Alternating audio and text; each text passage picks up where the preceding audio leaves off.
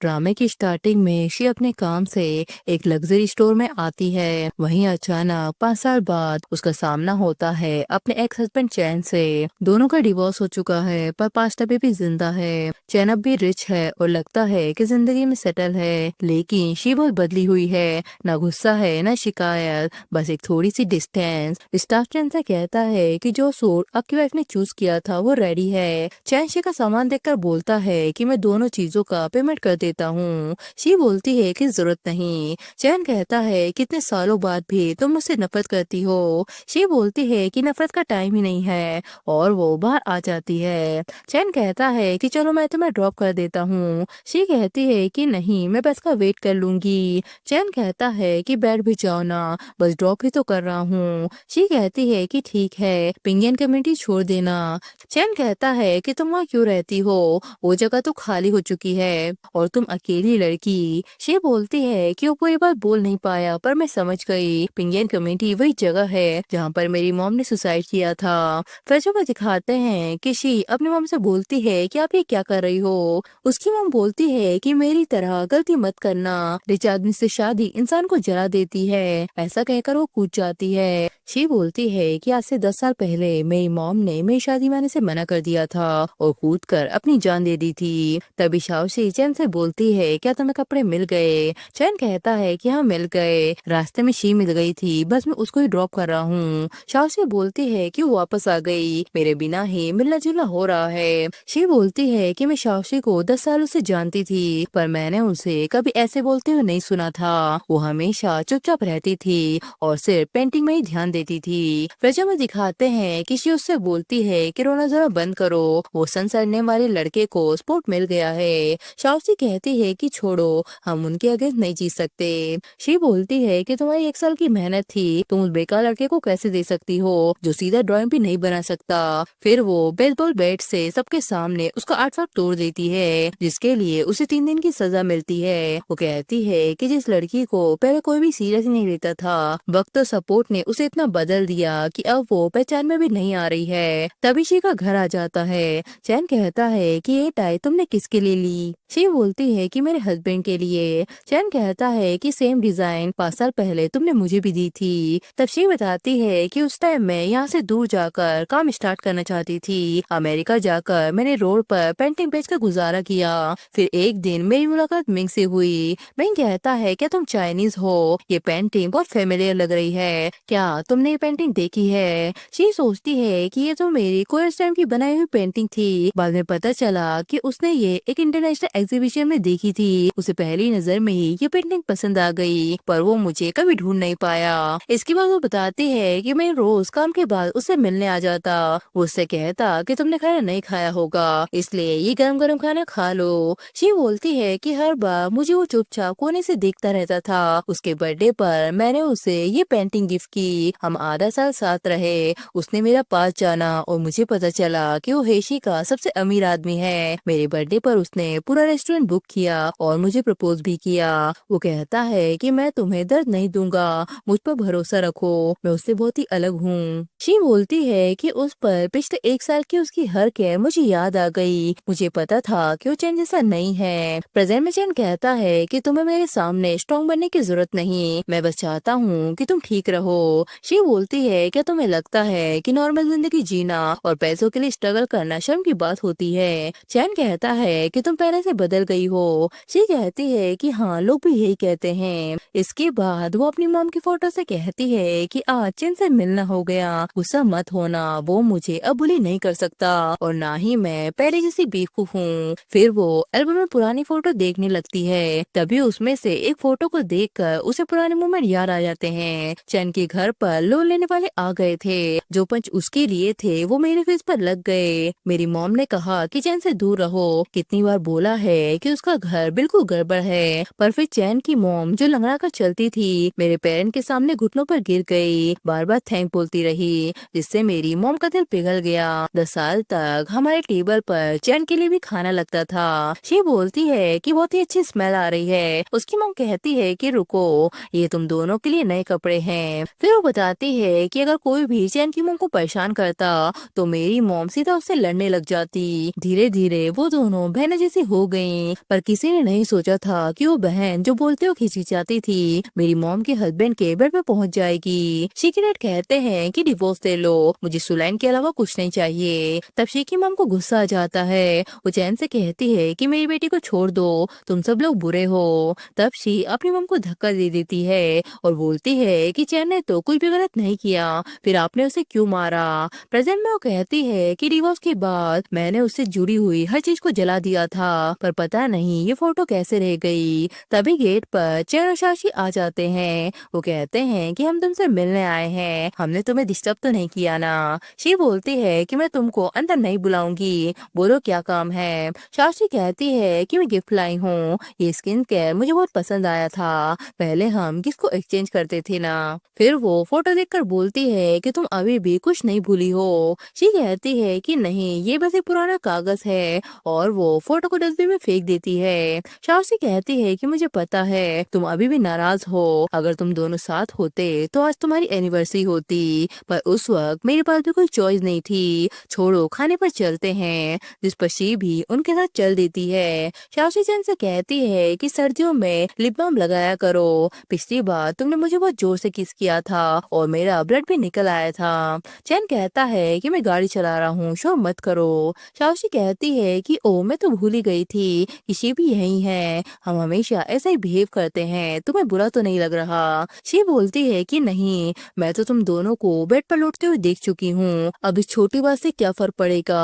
वो सोचती है कि अगर मेरी मॉम जिंदा होती तो शायद मेरी बदली हुई हालत देखकर वो हैरान हो जाती। उस वक्त मेरे डैड सुलेन के लिए डिवोर्स चाहते थे, मॉम ऑलमोस्ट पागल हो गई थी। वो शीश से कहती है कि उस औरत ने मुझे धोखा दिया और तुम उसके बेटे के साथ कैसे रह सकती हो। शी बोलती है कि चैन और मैं एक दूसरे से प्यार करते हैं, आपकी खुशी तो खत्म हो गई है, तो क्या मैं अपनी खुशी भी खत्म कर दूं। तब उसकी मॉम बोलती है कि यहाँ से बाहर निकल जाओ, दोबारा यहाँ कभी मत आना। फिर शादी के दिन वो उससे कहती है कि मेरे पास मत आओ। शी बोलती है कि आप क्या कर रही हो। उसकी मॉम बोलती है कि मेरी राह पर मत चलना, बहुत पावरफुल आदमी से शादी तुम्हें जला देगी। शी बोलती है कि शुरू में मुझे सिर्फ डैड और सुलेन से नफरत थी, उन दोनों ने ही मॉम को धोखा दिया था, उनकी वजह से मेरी मॉम जो पहले बहुत स्ट्रॉन्ग और सीधी थी, थोड़े टाइम में ही एक गुस्से से भरी हुई वाइफ बन गई। बाद में मुझे खुद से भी नफरत होने लगी। उस वक्त सिर्फ एक ही इंसान था जिससे मुझे बिल्कुल भी नफरत नहीं थी, और वो चैन था। मॉम के फ्यूनरल के बाद जो टाइम हनीमून का होना चाहिए था, मैं अकेली साथ चली गई 1 महीने के लिए। चैन कहता है कि शायद मुझे भी तुम्हारे साथ चलना चाहिए। शाओशी कहती है कि हाँ, अगर कुछ हुआ तो हम तीनों हैंडल कर लेंगे। शी बोलती है कि नहीं, मुझे बस थोड़ा अकेला रहना है। वो बताती है कि अगले साल आते आते हम तीनों का बॉन्ड और भी स्ट्रॉन्ग हो गया। चैन मुझे पहले से भी ज्यादा अच्छा ट्रीट करता था। कंपनी की पहली कमाई से उसने मेरे लिए ब्रेसलेट लिए जो मुझे बहुत पसंद थे। मेरे बर्थडे पे उसने पूरे शहर में फायरवर्क करवाए। हर महीने जब मुझे पीरियड्स होते थे तो सारी मीटिंग कैंसिल करके घर पे मेरे साथ काम करता था। मुझे कभी लगा ही नहीं कि वो मुझसे प्यार नहीं करता, जब तक एक दिन मैं अचानक अकेली ऑफिस नहीं चली गई। तब चैन शास्त्री के साथ रोमांस कर रहा था। वो कहती है कि तुम ये क्या कर रहे हो। चैन कहता है कि तुम्हें अंदर किसने आने दिया, बाहर निकलो यहाँ से। तब शी पागल होकर सारा सामान तोड़ने लगती है। वो चाउसी से कहती है कि तुम मेरे साथ ऐसा क्यों कर रही हो। चाउसी कहती है कि मुझे पता है हमें ऐसा नहीं करना चाहिए था, पर हम कंट्रोल नहीं कर पाए और एक दूसरे से प्यार कर बैठे, प्लीज हमें साथ रहने दो। शी बोलती है कि उसकी वो भीख मांगती शक्ल बिल्कुल वैसी थी जैसे पहली बार मिलते वक्त थी। एक अंधेरी गली के कोने में कुछ बदमाश लड़कियां उसे मार रही थी। उसी साल उसे बचाने के लिए मैं जो एक परफेक्ट स्टूडेंट थी पहली बार फाइट में पड़ गई। उस गैंग से मेरी बुरी तरह दुश्मनी हो गई। उसके बाद काफी टाइम तक स्कूल के बाद मैं छोटी गली से अकेले चलने से डरती थी। शादी के दिन मैंने खुद अपना वेडिंग बंकेट उसे दे दिया था, दिल से दुआ की कि वो अपनी खुशी ढूंढ ले। और आज वो मेरी हस्बैंड की बाहों में थी और मुझसे कह रही थी कि मैं उन्हें साथ रहने दूं। फिर वो उससे बोलती है कि ये सब कब से चल रहा है। चैन बोलता है कि इससे क्या फर्क पड़ता है, ये ऑफिस है, तुम्हारा घर नहीं। शी बोलती है कि तुम मुझे कुत्ते की तरह घुमाते रहे और कह रहे हो कि इम्पोर्टेंट नहीं है। चैन कहता है तो सुनो, पिछले साल मार्च में जब तुम मुझे छोड़ के चली गई थी तब से हम साथ थे। मैं छुपाना नहीं चाहता था, पर उस वक्त तुम्हारी मॉम की डेथ हो गई थी। मैं तुम्हें और दुख नहीं देना चाहता था, इसलिए मैंने तुम्हारी हर बात मान ली और मजबूरी में तुम्हारे साथ रहा। मेरा प्लान था कि तुम्हारी मॉम के मेमोरियल के बाद तुमसे डिवोर्स लेने का। अब तुमने खुद देख लिया है तो चलो डिवोर्स ले लेते हैं, मुझे कुछ नहीं चाहिए, मुझे सिर्फ शाओशी चाहिए। शी बोलती है कि उस पर मुझे समझ आया कि चैन के साथ खड़े होकर जब मैंने अपनी मॉम को धक्का दिया था तो धक्का कितना भारी था। वो कहती है कि डिवोर्स से पहले मैंने फोन से उनकी बेड वाली फोटो ली और उन्हें प्रिंट करवाया और कंपनी के हर एम्प्लॉय को बांट दिए। ऑफिस की बिल्डिंग के नीचे भी बड़े बड़े बैनर लगवा दिए। स्कूल में कंप्लेन की कि शाओशी का बिहेवियर गलत है। उसकी ग्रेजुएशन सेरेमनी में मैंने वीडियो चलवाए जो यादें कभी प्यारी थी आज वही मेरी सबसे बड़ी वेपन बन गई। तब शाओशी को बचाने के लिए चैन ने मुझे आखिरी बार देखा। शी बोलती है कि वाह, तुमने तो उसके लिए आर्ट एग्जीबिशन भी अरेंज कर दी। चैन बोलता है कि अब उसका सपना पूरा होने वाला है, इसका हमारे झगड़े से कोई लेना देना नहीं, प्लीज तुम वहाँ जाकर हंगामा मत करना। शी बोलती है कि मैं तो रेडी हूँ, एग्जीबिशन के लोग भी उन मास्टरपीस को देखकर खुश होंगे। चैन कहता है कि ट्राई करके देख लो। शी कहती है कि तुम्हें क्या लगता है कि मैं डर जाऊंगी, मेरे पास अब खोने को कुछ नहीं बचा। चैन कहता है कि अभी भी तुम्हारे पास कुछ है, तुम्हारी मॉम की सेमेट्री। अगर तुम चाहती हो कि तुम्हारी मॉम को चैन से रहने दिया जाए तो डिवोर्स पेपर पे साइन करो और हम दोनों से दूर रहो। शी कहती है कि जब तुम और तुम्हारी मॉम भूख और ठंड में थे तब मेरी मॉम ने ही तुम्हें घर दिया था। चैन कहता है कि साइन करो और निकल जाओ। तब शी उसके फेस पर कॉफी फेंक देती है। वो कहती है कि उस रात मैं अपनी मॉम के ग्रेव के सामने रोती रही। अगली सुबह मैं फिर से उसके साथ सिविल भी आ गई। उसने मुझे सिर्फ एक पुराना घर दिया। चैन कहता है कि पैसे रख लो, अगर शाओशी ने रिक्वेस्ट नहीं की होती तो तुम्हें एक पैसा भी नहीं देता। तब ही उसे इग्नोर करके वहाँ से चली जाती है। वो बोलती है कि मुझे लगा था कि मेरी रिवेंज वाली हरकतें मेरा दर्द कम कर देंगी, पर जब उसने अपना लास्ट कार्ड दिखाया तब मुझे समझ आया कि मैं चैन के लेवल की थी ही नहीं। सोल की वर्ड था जो मैं और शाओशी बचपन के लेटर में सबसे ज्यादा यूज करते थे। उसका मतलब था हमेशा की दोस्त थी। साउथ जाने से पहले मैं शाओशी की आर्ट एग्जीबिशन देखने गई। जैसे ही मैं अंदर गई तो मुझे लगा कि मैं भागती हुई माउस हूँ, जब तक मेरी नजर साउथ के नाम की पेंटिंग पर नहीं पड़ी। उसमें दो बिना कपड़ों की बॉडीज थी, चैन की बैग, मेरी बेड की बेडशीट, वो मैंगोलिया ट्री जो मैंने खुद लगाया था। तब मुझे पता चला कि जहाँ उन दोनों का पहला रिलेशन बना वो जगह मेरा घर ही था। ये देखकर शी की तबीयत बिगड़ जाती है। शाशी कहती है क्या तुम्हें हेल्प चाहिए? तब शी उसकी ड्रेस से बैच निकाल कर उस फोटो को फाड़ने लगती है। सिक्योरिटी गार्ड उसे जमीन पर गिरा देते हैं। चैन कहता है कि पुलिस को बुलाओ। तब शी पागलों की तरह हंसने लगती है। फिर उसे 3 साल की सजा भी हो जाती है। वो बताती है कि जेल में मैंने कई बार सुसाइड करने की कोशिश की पर हर बार मैं बच गई। 1 साल बाद अच्छे बिहेवियर की वजह से मुझे रिलीज कर दिया गया, पर मेरे पास कुछ भी नहीं बचा था। प्रेजेंट में चैन कहता है कि सॉरी, पहले जो कुछ भी हुआ वो हमारी गलती थी। शी बोलती है कि कोई बात नहीं, अब तो तुम दोनों हस्बैंड वाइफ हो। शास्त्री बोलती है कि पहले हम सब पैसे मिला के खाते थे, आज सब कुछ मेरी तरफ से है। तभी मिंग का कॉल आ जाता है। उसी से बोलता है कि टीवी पे बच्चों के साथ शूट करना सच में थका देता है। शी हंसते हुए बोलती है कि मैं घर आके तुमसे बात करती हूँ। शाओशी कहती है तो तुम सच में शादीशुदा हो? अगर तुम मुश्किल में हो तो हमें बताओ। चैन कहता है कि बस करो, आज तुम बहुत ज्यादा ही बोल रही हो। शी अगर शादीशुदा होती तो वो इतनी बुरी जगह में क्यों रहती? फिर वो शी से बोलता है कि अगर फोन पे तुम्हारा हस्बैंड था तो वो काफी बेकार इंसान है। प्रेजेंट में मैंग शाओशी को हाथ बुक देकर बोलता है कि मैंने ईस्ट सिटी के प्राइम लैंड डेवलपर को देकर ये घर एक्सचेंज किया है। अब ये घर पूरी तरह से तुम्हारा है। मुझे पता है कि इसमें तुम्हारी मॉम की यादें हैं, मैं नहीं चाहता कि तुम इसे खो दो। शी बोलती है कि वो पुराने घर में मैं हर साल अकेली जाती हूँ, कुछ दिन वहाँ रहती हूँ और खाना बनाती हूँ। बस इसी साल चैन ने मुझे वहाँ देख लिया। शाशी कहती है कि देखो टीवी पे जी मिंग है, इतनी कम एज में भी इतना सक्सेसफुल और कितना हैंडसम भी है, तुम्हें उसके जैसा कोई मिलना चाहिए था। चैन कहता है कि हाँ, जी मिंग वाकई कमाल का आदमी है, जिस लड़की पे उसकी नजर पड़े वो नॉर्मल नहीं हो सकती। फिर उसी से कहता है कि तुम्हारा हस्बैंड लोगों को ख्याल रखना नहीं जानता, तुम्हें ऐसी जगह पर रहने देता है, ओल्ड क्लासमेट होने के नाते ये कार्ड रख लो। शी कहती है कि तुम अचानक मुझे पैसे क्यों दे रहे हो? चैन कहता है कि कुछ बातें होती हैं जो आखिरी में सिर्फ गिल्ट मिटाने के लिए होती हैं। शी सोचती है कि डिवोर्स के टाइम इसने मुझे भिखारी की तरह ट्रीट किया था, इसे पूरा यकीन था कि मैं कुछ भी नहीं कर पाऊंगी। वो कहती है कि अगर सच में तुम्हें पछतावा है ना तो तुम और तुम्हारी मॉम मेरी मॉम की कब्र पर जाकर 100 बार माथा टेक कर आओ, तब शायद मुझे लगेगा कि तुम सच्चे हो। चैन कहता है कि अब ये कार्ड रख भी लो, सब कुछ छोड़ो, बस अपने बारे में सोचो। शी कहती है कि मेरा हाथ छोड़ो। चैन कहता है तो तो ठीक है, मैं तुम्हें घर छोड़ देता हूँ। शी बोलती है कि जरूरत नहीं है, मेरे हस्बैंड मुझे लेने आ रहे हैं। चैन बोलता है कि तुम झूठ बोल रही हो, तुम मैरिड कैसे हो सकती हो? तुमने कभी मेरी जान बचाने के लिए अपनी जान रिस्क की थी। शाशी बोलती है कि मुझे पता है गलती मेरी थी, मुझे चैन को तुमसे नहीं छीनना चाहिए था, लेकिन से मुझसे नफरत की वजह से तुम खुद को इतना नीचे क्यों गिरा रही हो? शी बोलती है कि एक बार ध्यान से सुनो, मैं मैरिड हूँ, मेरे हस्बैंड मुझे बहुत प्यार करते हैं। शाशी कहती है कि लेकिन तुम्हारे घर पर किसी भी आदमी का कोई सानी नहीं था, कहीं तुम किसी बूढ़े आदमी की सीक्रेट मिस्टेक तो नहीं हो? ऐसा मत करो, किसी और की शादी तोड़ के किसी को खुशी नहीं मिलती। शी बोलती है कि इतनी इमेजिनेशन मुझ पर लगाने से अच्छा है कि अपनी उस आर्ट एग्जीबिशन की चिंता करो जो कॉपी और पैसों के दम पर चल रही है। चैन कहता है कि बस करो, तुम्हारा हस्बैंड कौन है? शी बोलती है कि मेरा हस्बैंड वही है जिसे सब हेसी का सबसे अमीर आदमी कहते हैं। चैन बोलता है कि तुम जिमिंग की बात कर रही हो, मजाक की भी एक लिमिट होती है। जिमिंग अभी अभी कंट्री वापस आया है,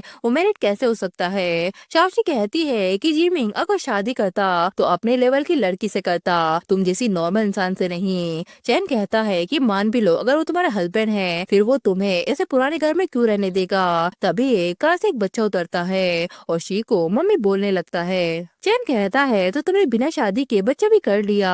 शाओशी कहती है कि तुम ऐसी कैसे बन गई, खुद की लाइफ बिगाड़ ली और बच्चे को भी बिगाड़ रही हो। बच्चा कहता है कि मैं बच्चा नहीं हूँ, मेरे डैड है। चैन कहता है तो बताओ तुम्हारे डैडी का नाम क्या है? तब बच्चा उसे जीमिंग नाम बताता है। चैन कहता है कि अब तुम बच्चे को भी झूठ बोलना सिखा रही हो, अगर ये बात जीमिंग के कान तक पहुंच गई तो जी फैमिली चुप नहीं बैठेगी। तभी मैं कहता है कि मेरी वाइफ और बच्चे को हाथ लगाने की हिम्मत किसने की? साक्षी चैन से कहती है कि हमें क्लियर करना होगा कि हमारे शी से कोई लेना देना नहीं है, और मिंग से कहती है कि इस लेडी को पुराने ट्रोमा है, शायद मेंटली ठीक नहीं है, इसलिए ये खुद को आपकी वाइफ समझने लगी। चैन कहता है कि हाँ, हमने इसे समझाने की कोशिश की पर ये सुनने को रेडी नहीं है, और ये बच्चा आपको डैडी बोलकर आपका नाम खराब कर रहा है, हमारा इनसे कोई कांटेक्ट नहीं। तब मिंग अपने बेटे से कहता है कि इधर आओ, इतने बड़े होकर भी मम्मी की गोदी में चढ़े रहते हो। शी बोलती है कि यही है मेरे हस्बैंड। मिंग बोलता है कि मैंने सुना है कि तुम दोनों मेरी वाइफ को मेंटली अनस्टेबल बोल रहे थे। चैन बोलता है कि नहीं, हमें बस मिसअंडरस्टैंडिंग हो गई थी।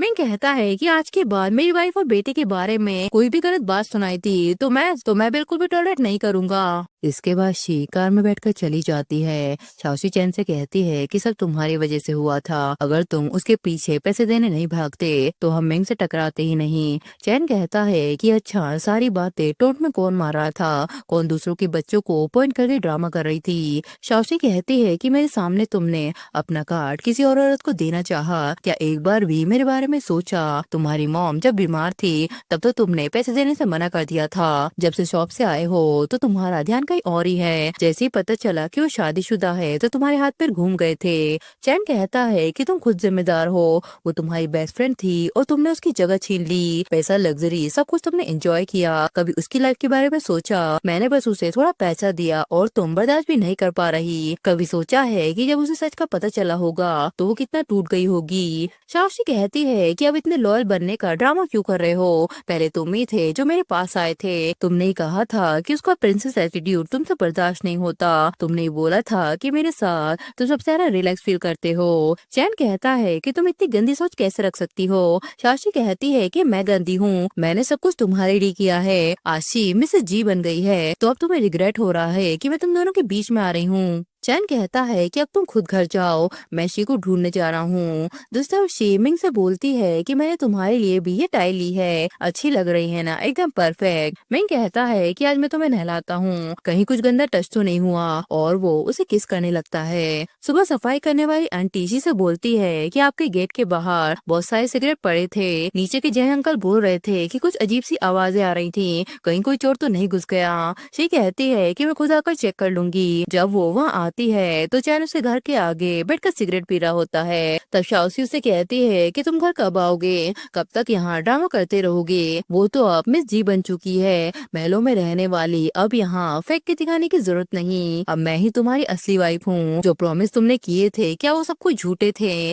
चैन बोलता है कि तुम्हारी वजह से मैंने उसे बार बार हर्ट किया, उस रात भी तुमने उसके कपड़े पहने थे मुझे फंसाने के लिए, मैं तुम्हें मार दूंगा। तभी सिक्योरिटी गार्ड उनको अलग करने लगते हैं और शी से कहते हैं कि सॉरी, हम इन दोनों को परमानेंटली बैन कर देंगे। शी कहती है कि आज के बाद तुम दोनों मेरी लाइफ में मत आना। इसके बाद शी अपने बेटे को स्कूल भेज रही होती है। तभी सुलैन कहती है कि मैं चैन की मॉम हूँ, क्या पहचाना मुझे? शी बोलती है कि आजकल पुराने पहचान वाले पीछे ही पड़ गए हैं। सुलैन कहती है कि रुको, तुम ही हो ना जिसने चैन को भड़काया है। उसने जबरदस्ती मुझे तुम्हारी मॉम के सामने झुकने को बोला और अपनी गलती मानने के लिए फोर्स किया। तब शी अपने बेटे से कहती है कि तुम कार में बैठो, मैं आ रही हूँ। और उस सुलैन से कहती है तो चैन ने तुम्हें ये भी बता दिया कितना अच्छा बेटा है वो। सुलैन कहती है कि मुझे सब कुछ पता है कि तुम बस पैसे देख के मेरे बेटे के पास वापस आ रही हो। सच तो ये है कि उस वक्त तुम्हारे डैड ने ही मुझे चाहा था, मैं बस मजबूर औरत थी जो एक सहारा मिला बस उसे पकड़ लिया। पर तुम और तुम्हारी मॉम दोनों फेक हो। पहले तुम्हारी मॉम ने मुझे प्यार दिखाया, फिर मेरे सर पर ही डंडा मार दिया।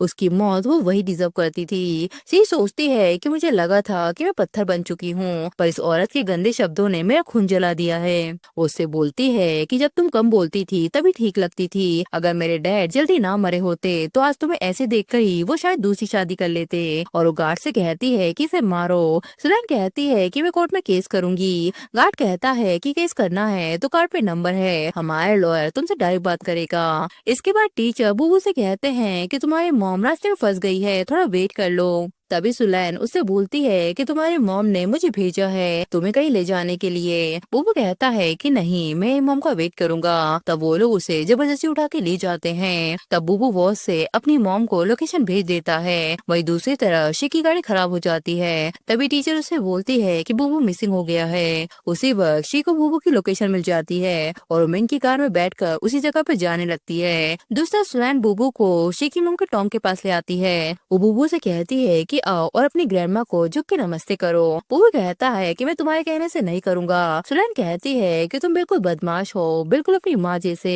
अब इसे पकड़ो और जबरदस्ती झुकाओ। बुबू कहता है कि तुम मेरी ग्रैंडमा के सामने मुझे उंगली नहीं कर सकती, ग्रैंडमा तुम्हें सजा देंगी। सुलैन कहती है कि वो जिंदा होते अपने आदमी को नहीं संभाल पाई और मर के भी वो बेकार ही रही। अब मैं इसकी बॉडी भी शिफ्ट करवा दूंगी ताकि शी अपनी माँ को कभी ढूंढ ही ना पाए। तभी शी आकर सुलैन को गिरा देती है। गार्ड कहते हैं कि इन्हें पुलिस स्टेशन ले जाओ। शी कहती है कि रुको, तुम्हें मेरी मॉम की इतनी केयर है ना तो पहले उनके ग्रीफ के सामने झुककर माफी मांगो। सुलैन कहती है कि तुम बिल्कुल अपनी माँ जैसी हो। शी कहती है कि अगर तुम नहीं होती तो मेरी मॉम दुख से नहीं मरती। इतनी हिम्मत कैसे हुई मेरे बेटे को उठाकर ले जाने की? इसके बाद सुलैन पुलिस स्टेशन बोलती है कि मुझे अरेस्ट क्यों कर रहे हो, मेरी बॉडी पे जो भी चोटें हैं वो सब इसकी वजह से हैं। शी कहती है कि औरत मेरे बेटे को किंडरगार्टन से जबरदस्ती ले गई, उसे मेरी मॉम की कब्र पर ले जाकर घुटनों पर बैठाया। बच्चा इतना डर गया है कि उसके दिमाग पर असर भी पड़ गया है। तभी वहाँ चैन आ जाता है। उसकी मॉम कहती है कि इनसे कहो कि मुझे खोल दे। तब चैन उन्हें थप्पड़ मारता है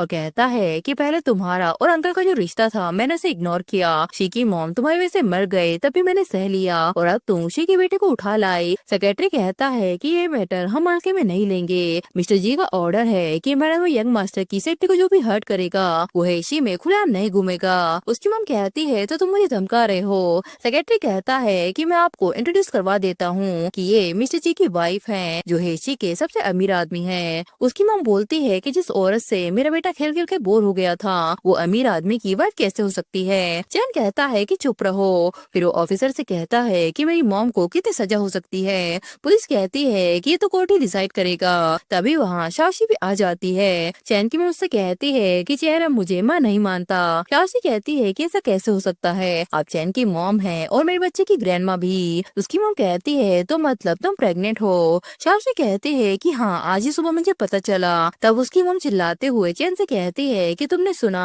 पुलिस कहती है कि पुलिस स्टेशन है, कोई बाजार नहीं। तब शाशी कहती है कि मॉम अब चिंता मत करो, चैन सब कुछ हैंडल कर लेगा। चैन कहता है कि हैंडल करने को कुछ नहीं है, शी ने 1.5 साल तक जेल काटी थी, उसके पीछे भी तुम्हारा ही हाथ था, ये सब कर्मा है, अब तुम खुद अपना ख्याल रखो। इसके बाद कोर्ट में जज कहते हैं कि एक बच्चे को गार्डियन से दूर ले जाना ये चाइल्ड अडक्शन का क्राइम बनता है, इसलिए सुलैन को 30 साल की सजा सुनाई जाती है। चैन की मॉम रोते हुए चैन से बोलती है कि मुझे बचा लो, मैंने सब तुम्हारे लिए ही किया था। चैन कहता है कि ये सब कुछ तुम्हारी वजह से हुआ है, अगर तुम पहले शी के डैड के बिस्तर में ना घुसती तो आज ये सब कुछ नहीं होता। इसके बाद शाशी चैन से कहती है कि ये रास्ता तो घर का नहीं है, तुम मुझे कहाँ ले जा रहे हो। तब चैन उसे हॉस्पिटल लेकर आ जाता है और डॉक्टर से उसका अबॉर्शन ऑपरेशन करने के लिए बोलता है। शाशी रोते हुए कहती है कि ऐसा मत करो, मैं तुम्हारे बच्चे की माँ बनने वाली हूँ। मैं जानती हूँ कि मैं पहले गलत थी, पर चैन उसकी कोई बात नहीं सुनता। फिर चैन शी की मम से कहता है कि मैं गलत था, मैंने शी को हमेशा गलत समझा, मैं सब कुछ खोने के ही लायक था, प्लीज मुझे माफ कर दीजिए। इसके बाद डॉक्टर कहते हैं कि इसे तो सीरियस निमोनिया है, 3 दिन से इसे कोई देखने भी नहीं आया। तभी सेक्रेटरी शी से कहता है कि मैडम ये मिस्टर चैन का लेटर है। तब शी उस लेटर को बिना देखे श्रेड कर देती है और बोलती है कि ये पढ़ने लायक नहीं है। इसके बाद शी को एक और बच्चा हो जाता है। तभी वहाँ शाह से पागल होकर सड़कों में भटकने लगती है। उसी से कहती है कि मैडम क्या आप पेंटिंग लेंगी, मेरे एक हस्बैंड भी है और हमारा एक प्यारा बच्चा भी है। तभी बूबू अपनी मॉम से कहता है कि आंटी कैसी बेकी बेकी बातें कर रही हैं,